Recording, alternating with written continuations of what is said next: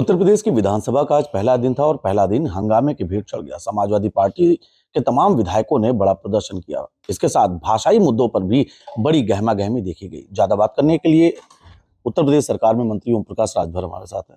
पहला दिन विपक्ष ने जमकर हंगामा किया। कैसे देखते हैं मंत्री ओम प्रकाश राजभर? कि जब से विधानसभा बनी है तब से देखते हैं, जब से हम होश संभाले हैं तब से देख रहे हैं। हम 8 साल से यहाँ सदन के अंदर हैं, तब से हम देखते हैं फोटो खिंचावे बदे विपक्ष के लोग दफ्ती उफ्ती बनवा के लेके आते हैं, फोटो खिंचवा लेते हैं, उसके बाद चुपचाप मार के बैठ के फिर सदन की कार्रवाई चलाते हैं।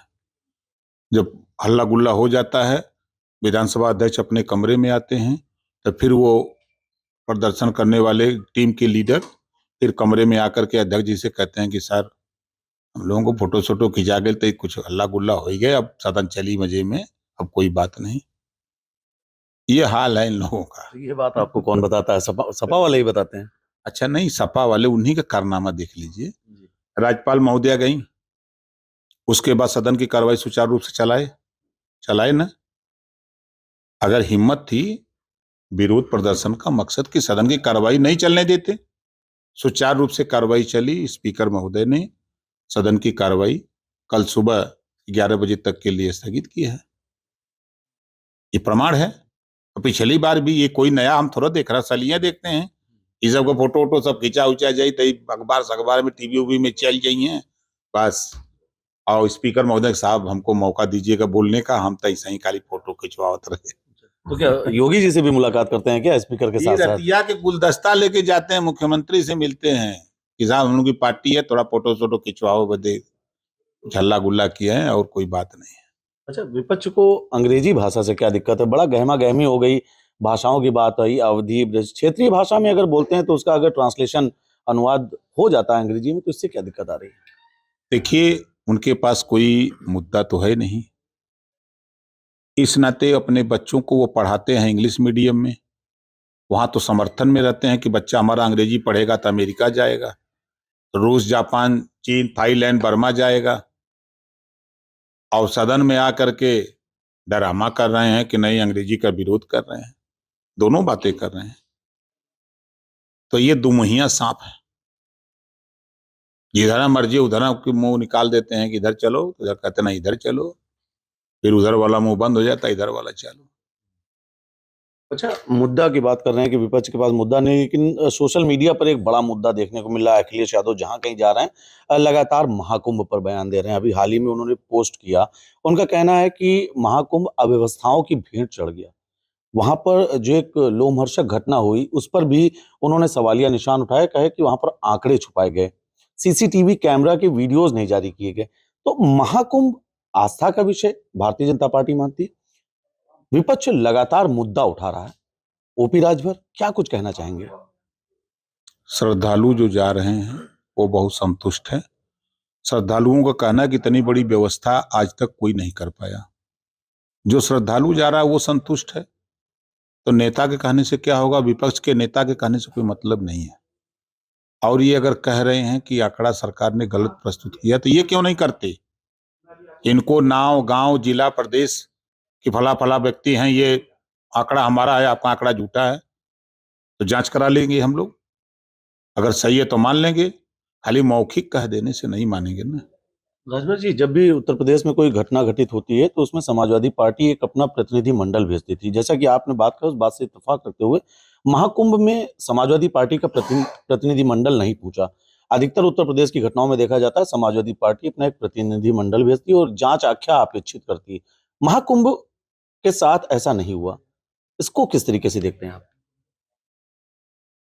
अब चूंकि जो अखिलेश जी पहले बयान दिए कि महाकुंभ में जो लोग जाते हैं वो पाप धोने जाते हैं, वो तो खुद ही चले गए नहाने को महाकुंभ।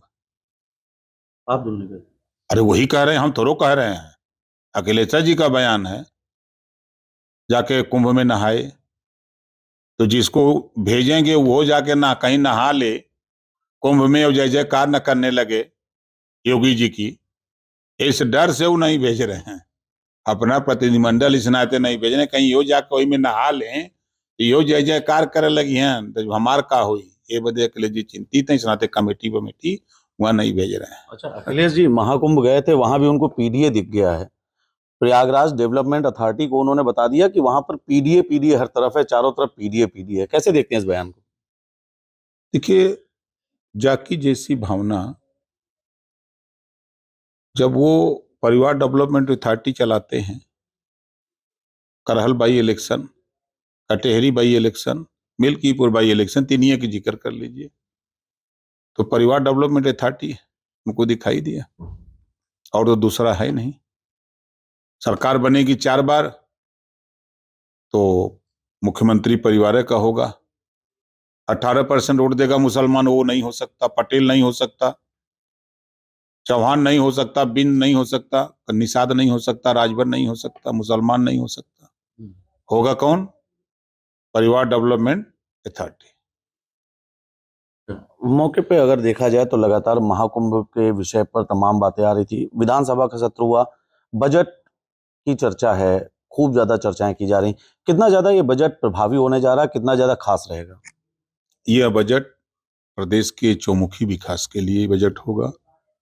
सभी वर्गों को ध्यान में रख करके ये बजट प्रस्तुत होने जा रहा है और विकास को और गति मिलेगी। जिस गति से विकास का काम हो रहा था उसमें दुगनी गति मिलेगी, वो बजट आ रहा है। मंत्री जी, अंग्रेजी की बात आई है, अंग्रेजी भाषा पे जैसे समाजवादी पार्टी के तमाम नेतागण आपका ही एक वीडियो सोशल मीडिया पर डालकर वायरल कर रहे हैं। एक दौरान आप कुछ पढ़ रहे थे सदन में, उस दौरान कुछ आंग्ल भाषा का प्रयोग करते समय आपकी जुबान फिसली थी। अब कह रहे हैं कि वो जब उनके मंत्री ही अंग्रेजी नहीं समझ रहे हैं तो अंग्रेजी भाषा में ट्रांसलेशन क्यों?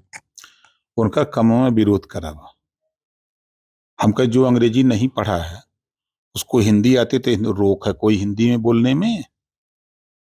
सरकार तो यही करे जिसको जो भाषा आ रही है वो अपनी भाषा में बोले। तो कौन सी बुरी बात कह रही है सरकार? हमको अंग्रेजी नहीं आती है, हम हिंदी में बोलेंगे। किसी को भोजपुरी भाषा आती है, भोजपुरी में बोले। कोई को अपनी अपनी भाषा में जिसको जो आता है वो बोले। ये तो अच्छी खबर है ना। तो वो तो जो वीडियो दिखा रहे हैं उन्हीं के मुंह पर जूता मार रहे हैं।